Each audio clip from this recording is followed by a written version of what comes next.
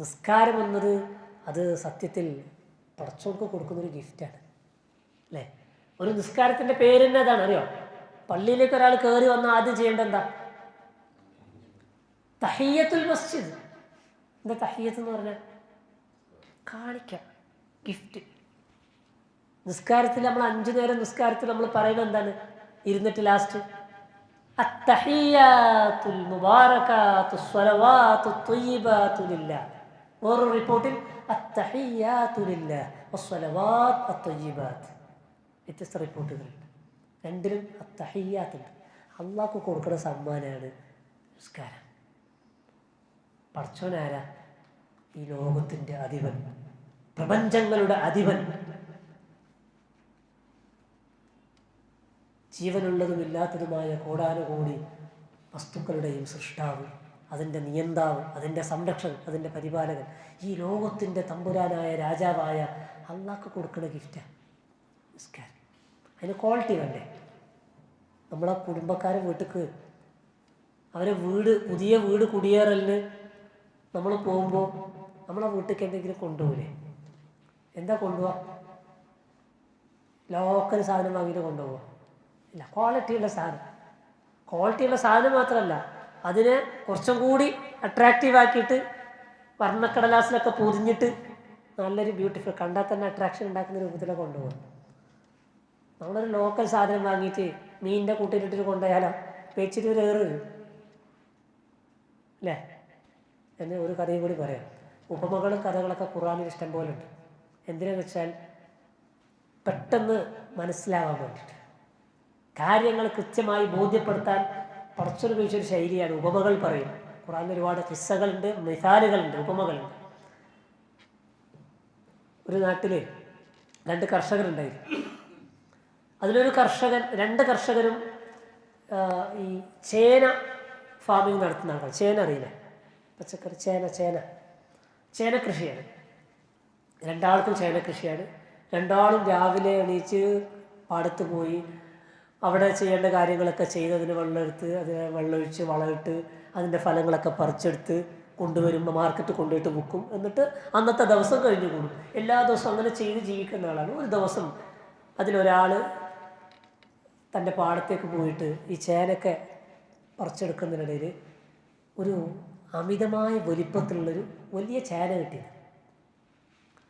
അയാളെ കൗതുകപ്പെടുത്തുന്ന ചേനയായിരുന്നു. അത്രക്ക് വലിപ്പമുണ്ട് ആ ചേന.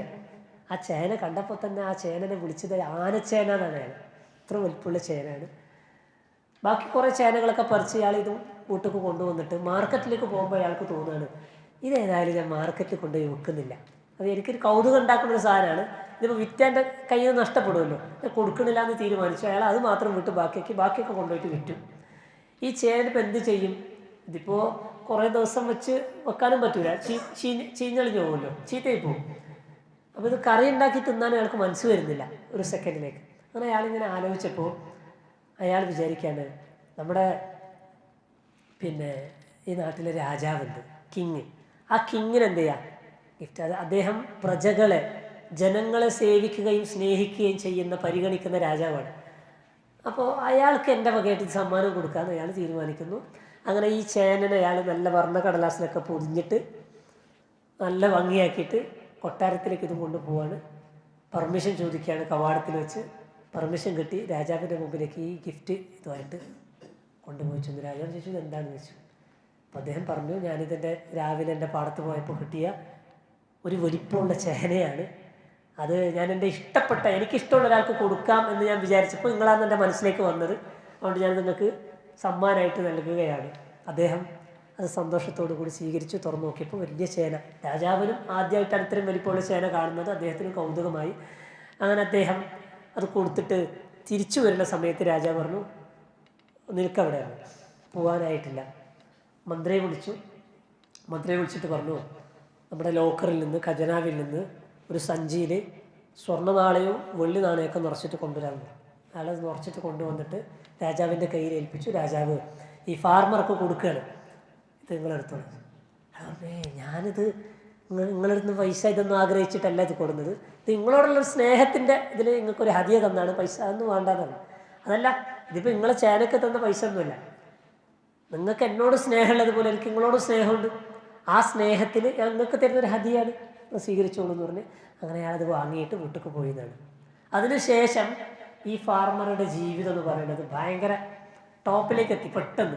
കാരണം കുറേ സ്വർണ്ണം വെള്ളിയൊക്കെ കിട്ടിയല്ലോ. ഇയാൾ വലിയ വീടൊക്കെ ഉണ്ടാക്കി, വലിയ വാഹനമൊക്കെ വാങ്ങി, ഭയങ്കര അടിപൊളിയായി. തൊട്ടടുത്ത് ഞാൻ പറഞ്ഞല്ലോ ചേനക്കൃഷി ചെയ്യുന്ന മറ്റൊരു ഫാർമറുണ്ട്. ഇയാൾക്ക് ഇതൊക്കെ ഒരു സുപ്രഭാതത്തിൽ പെട്ടെന്നൊരു മാറ്റം കാണുകയാണ് ഇയാളുടെ. അങ്ങനെ അയാളുടെ ഭാര്യ പറയാണ്, ഇവിടെ എന്താ മനുഷ്യ, നിങ്ങൾ കുറേ കാലമായില്ലേ ചേന കൃഷി ചെയ്യുന്നത്, നിങ്ങൾ നമ്മളപ്പുറത്തെ അയാൾ ചേന കൃഷി ചെയ്തിപ്പോൾ എന്തൊക്കെ ഉണ്ടാക്കി. ഞാനും അങ്ങനെ തന്നെ ചെയ്യണത്, എനിക്കതൊന്നും ഉണ്ടാക്കാൻ പറ്റിയില്ല. നിങ്ങൾ അയാളോട് പോയി ചോദിക്കുക നിങ്ങൾ എങ്ങനെ ഉണ്ടാക്കിയത്. അങ്ങനെ ഇയാളെ ഭാര്യ പറഞ്ഞയച്ചിട്ട് ഇയാൾ ചോദിക്കുകയാണ്, നിങ്ങളെങ്ങനെ എത്ര പെട്ടെന്ന് വലിയ കോടീശ്വരനായി. ഇപ്പോൾ ഉണ്ടായ സംഭവമൊക്കെ പറഞ്ഞു. ഞാനത് ഒരു ദിവസം എനിക്ക് ചേന കിട്ടിയെന്ന് ഒരു ചേന കൊണ്ട് ഞാൻ രാജാവിന് ഗിഫ്റ്റ് കൊടുത്തപ്പോൾ രാജാവ് എനിക്ക് കുറേ സ്വർണ്ണം വെള്ളിയൊക്കെ തന്നു, അതുകൊണ്ടാണ് ഞാൻ ഇങ്ങനെ റിച്ചായത്. മൂപ്പര് തീരുമാനിച്ചു. അങ്ങനെ ഞാൻ നമുക്കും കൊണ്ടുപോയി കൊടുക്കാമല്ലോ രാജാവിന് ചേന, ഇഷ്ടംപോലെ ഉണ്ടല്ലോ. അങ്ങനെ തൊട്ടടുത്ത ദിവസം ഇയാളെ പാടത്തേക്ക് രാവിലെ സുബഹിസ്കാരം കഴിഞ്ഞ് പോയിട്ട് ഉള്ള ചേനകളൊക്കെ പറിച്ചിട്ട് 2-3 ചാക്ക് ചേനയായി. അയാൾ ഒന്നല്ല കൊടുത്തത്, ഞാൻ ഇന്ന് കിട്ടിയ മുഴുവൻ ചേനയും കൊടുക്കാൻ പോവാണ്. അയാൾ മുഴുവൻ ചേനയും ചാക്കിലാക്കി കെട്ടിയിട്ട് ചുമന്നുകൊണ്ട് കൊട്ടാരത്തേക്ക് പോയി രാജാവിൻ്റെ മുമ്പിൽ രാജാവ് നിങ്ങൾക്കുള്ള സമ്മാനമാണെന്ന് കൊണ്ടുപോയിട്ട് വെച്ച് കൊടുത്തു. രാജാവ് തുറന്നു നോക്കുമ്പോൾ കുറേ ചേന, ചാക്ക് നിറയെ ചേന. അതിന് കോലം കെട്ടതുണ്ട്, ചെറുതുണ്ട്, വളർച്ച മുരടിച്ചതുണ്ട്, പല കോലത്തിലുള്ള ചേനകളുണ്ട്. രാജാവ് തുറന്നിട്ട് ഈ ചാക്ക് പൊക്കിയിട്ട് ഒരൊറ്റ ഏറ് ഇയാളെ മുഖത്തേക്ക്, നിങ്ങൾക്കുള്ള എൻ്റെ സമ്മാനമാണ് പിടിച്ചതെന്ന് പറഞ്ഞിട്ട്. ആകെ പരിക്കായിട്ട് ഇയാൾ വീട്ടിലേക്ക് മടങ്ങിപ്പോയി സങ്കടത്തോടു കൂടി. രക്തമൊലിച്ചു വരുന്ന ഭർത്താവിനോട് വെച്ചേ ഇതെന്താ വെച്ചേ, അവിടെ പോകുമ്പോഴെങ്കിലും കൂടുകയാ. ഇല്ല, ഇത് രാജാവ് തന്ന ഗിഫ്റ്റാണ്. രണ്ടാളും കൊണ്ടുപോയി കൊടുത്ത ചേനന്നല്ലേ, എന്താ വ്യത്യാസം? എന്താണ് ഒരാളുടെ മുഖത്തേക്ക് വലിച്ചെറിഞ്ഞത്, മറ്റാൾക്ക് വാങ്ങിയിട്ട് സ്വർണ്ണ നാണയം വെള്ളി നാണയമൊക്കെ നിറച്ചു കൊടുത്തത്? എന്തുകൊണ്ടാ? ആ ഗിഫ്റ്റ് രാജാവിന് സൂട്ടല്ല, കൊടുത്ത സമ്മാനം രാജാവിന് സൂട്ടബിൾ അല്ലാത്തതുകൊണ്ടാണ് വലിച്ചെറിഞ്ഞത് അല്ലേ? ഈ ലോകത്തിൻ്റെ രാജാവായ അള്ളാഹുവിന് നമ്മൾ കൊടുക്കുന്നൊരു സമ്മാനം, അതിനൊരു ക്വാളിറ്റി ഉണ്ടാവണ്ടേ, അതിനൊരു ക്വാളിറ്റി വേണ്ടേ, അതിനൊരു നിലവാരം വേണ്ടേ? പടച്ചോന് സൂട്ടായ സമ്മാനമല്ലേ അള്ളാഹ് കൊടുക്കേണ്ടത്? ആണോ? നമ്മൾ നിസ്കരിച്ച അശ്രസ്കാരം, നേരത്തെ നിസ്കരിച്ച മുഹുറിസ്കാരം, രാവിലെ നിസ്കരിച്ച സുബഹിസ്കാരം പടച്ചോർക്ക് സൂട്ടായ സമ്മാനമാണോ? ഞാനും നിങ്ങളൊക്കെ പരിശോധിക്കണം. അല്ലെങ്കിൽ അത് തിരുത്തണം. ഇല്ലെങ്കിൽ ആ മറ്റേ ചാക്ക് വെച്ചെറിഞ്ഞില്ലേ, അതുപോലെ വെച്ചിട്ട് കയറില്ല അങ്ങോട്ടേക്ക്. നിങ്ങളെ ഊറും വേണ്ട, നിങ്ങളെ അസറും വേണ്ട, നിങ്ങളെ മകരിവും വേണ്ട, അത് വെച്ചെറിയും. അള്ളാഹു മനസ്സിലാക്കാൻ തൗഫീഖ് നൽകട്ടെ.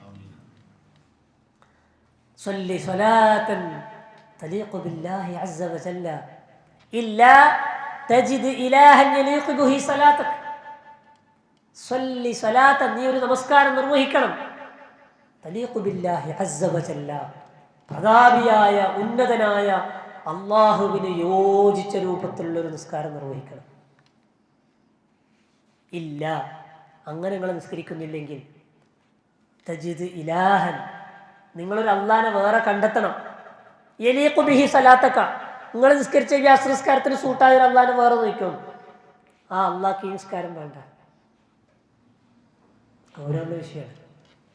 നിസ്കരിച്ചിട്ട് കാര്യമില്ല, അള്ളാഹു സ്വീകരിക്കപ്പെടുന്ന നിസ്കാരം വേണ്ടേ.